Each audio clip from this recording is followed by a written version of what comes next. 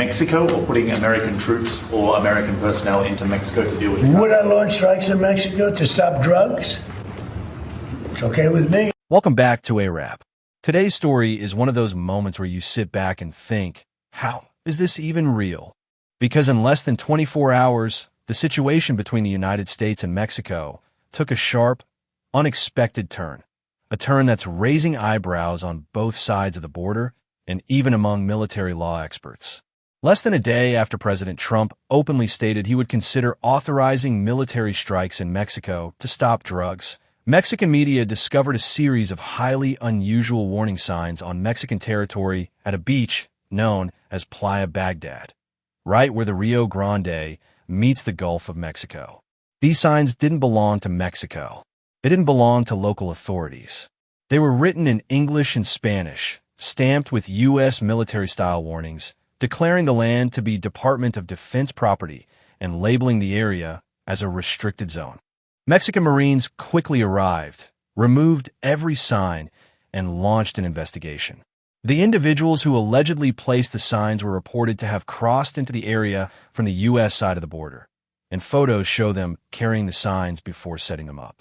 In the footage obtained from the environmental agency known as Corneo Global, you can see uniformed Mexican Marines pulling the signs out of the sand, one by one, as beachgoers and fishermen looked on.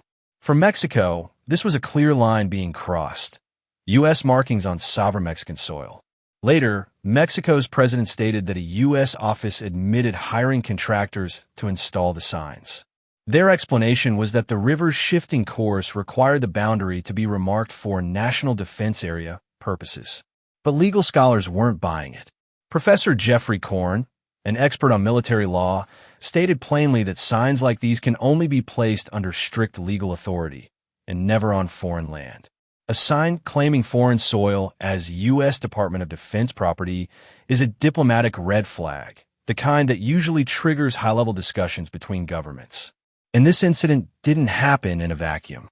It came right after President Trump said he would be willing to send American military force into Mexico if necessary. His own words, "Would I launch strikes in Mexico to stop drugs? It's okay with me." He framed it as an extreme but acceptable option to halt drug trafficking, describing the situation in Mexico as having big problems. Mexico's President, Claudia Sheinbaum, responded immediately, rejecting any possibility of U.S. military intervention on Mexican soil. She stated that such actions would not be tolerated under any circumstances. But the controversy didn't stop there. Around the same time, Trump escalated rhetoric at home by accusing several Democratic lawmakers, all veterans from different branches of the U.S. Armed Forces and intelligence community, of sedition punishable by death. Their supposed crime? Releasing a video reminding U.S. military personnel that they must refuse illegal orders. In the video, the lawmakers emphasize that members of the military swear an oath to the Constitution, not to a president, and that refusing unlawful commands is both a right and a duty. They encouraged service members to remain vigilant, uphold the law, and protect the nation's democratic framework. Trump's reaction? He labeled the video seditious behavior punishable by death. This level of rhetoric from a president, especially toward veterans, is something many political observers said they had never seen before.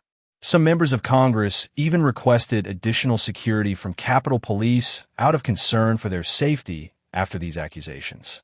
So let's pause here. On one side, you have U.S. military-style signs appearing on Mexican territory without Mexico's authorization. On the other side, you have a president suggesting military strikes in Mexico and accusing elected lawmakers of capital offenses for telling military members to follow the law. The combination of all this is what has analysts worried, because it's not just a border incident or just political rhetoric. It's the overlapping of the two, a highly sensitive international boundary issue developing at the exact moment domestic political tensions escalate around the military's role and loyalty. Even the U.S. Embassy in Mexico had to step in, acknowledging that contractors placed the signs. Their explanation was that the signs were meant to mark a national defense area near the mouth of the Rio Grande, blaming shifting water depth and terrain for the confusion. But Mexico rejected the justification, removed the signs immediately, and reaffirmed that the land is under Mexican jurisdiction. The timing is what fuels suspicion. How does a diplomatic incident like this happen right after a U.S. president publicly discusses military action inside Mexico?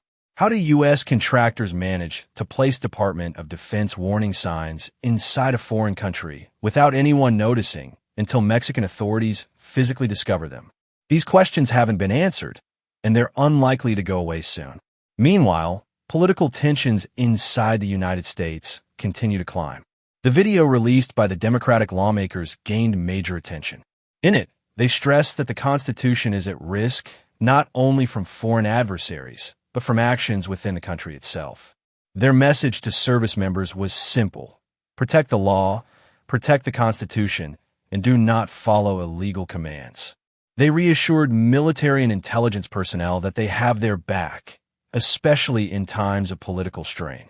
This message infuriated Trump and led to accusations that many lawmakers and commentators called unprecedented in American history. Critics argued that accusing political opponents of capital crimes for reminding the military to obey the Constitution is exactly the type of authoritarian behavior people were warning about years ago. Taken together, the border incident, the threats of military strikes inside another country, and the internal accusations of sedition, it becomes clear why people across the political spectrum are alarmed. This isn't a single story. It's part of a larger pattern of escalating tension, blurred boundaries, and the potential for dangerous misunderstandings on the international stage. And for Mexico, the message is equally serious. Any attempt to mark their soil as U.S. military property, accidental or not, crosses a line they're not willing to tolerate. As always, if you value independent media, staying informed, and keeping discussions balanced and factual, supporting content creators helps keep these conversations alive.